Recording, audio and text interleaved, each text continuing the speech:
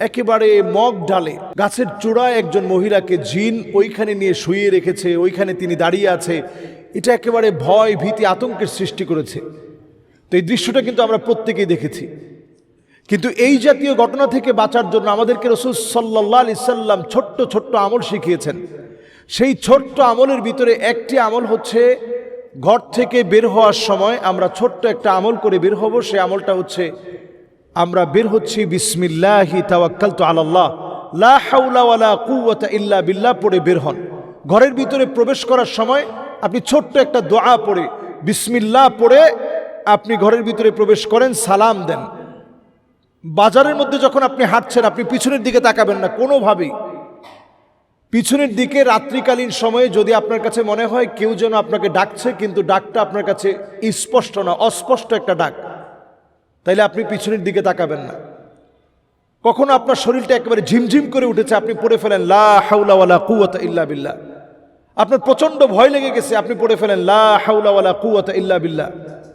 আপনার মাথাটা হঠাৎ করে ঝিম ধরে গেছে, আপনি পড়ে ফেলেন লা ইলাহা ইল্লাল্লাহ।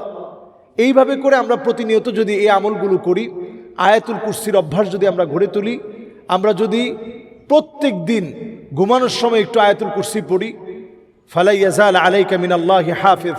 যারা রাত্রে একাকী ঘুমাতে ভয় পান, আয়াতুল কুরসিটা পড়ে ঘুমান।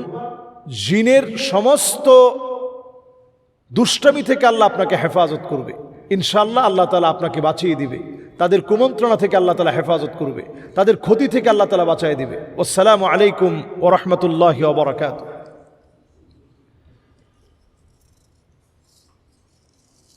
আসসালামু আলাইকুম ওয়া রাহমাতুল্লাহি ওয়া বারাকাতুহু।